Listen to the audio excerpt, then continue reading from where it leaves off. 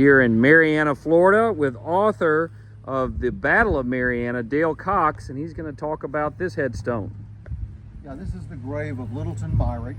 Myrick was a young man in the 15th Confederate Cavalry, and he was here with a detachment that was on detached service at the time of the battle. There were only about a dozen of these guys here, but they did take part in the battle. He was unhorsed somehow during the cavalry fighting on the west side of town, and so he wound up with the militia that was fighting here at St. Luke's churchyard.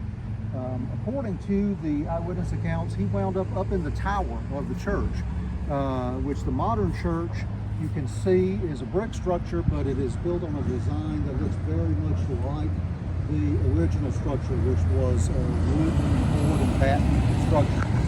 And he wound up in the tower with a couple of other teenagers, and they were firing down at the soldiers on the ground. Colonel Zulowski, the Union commander, after General Ashworth was badly wounded, ordered them burned out.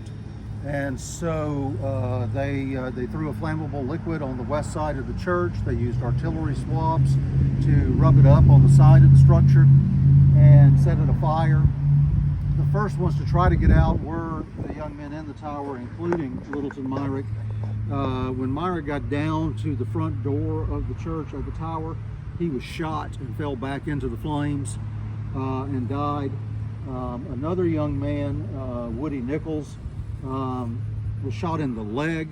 He crawled out, wrapped his arms around a tombstone in the front yard of the church, and was killed with a musket blow to the head. The other men who were inside the church decided not to try to get out, and they died firing from the windows of the church as it burned and collapsed around them. And for that reason, St. Luke's was called Florida's Alamo for many, many years. And Marianna Day, September 27th, was recognized as a state holiday in Florida for many years. In fact, in major city newspapers like the Miami Herald and the Tampa newspapers and such, the observance of Marianna Day got front page coverage all the way into the early 1900s before that practice kind of faded away with modern times. But Littleton's body was recovered after the battle, and he was buried here. His father later became the circuit judge in Pensacola during the years after Reconstruction.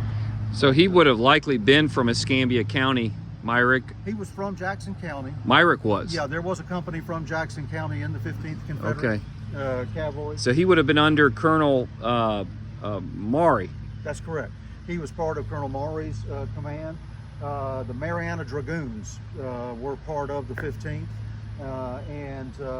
So the rest of the men from that regiment, of course, fought in the Mobile campaign. They fought out of Pollard, which was where he was stationed at the time. Their detachment was sent back to Marianna. They were here probably on recruiting duty or something like that.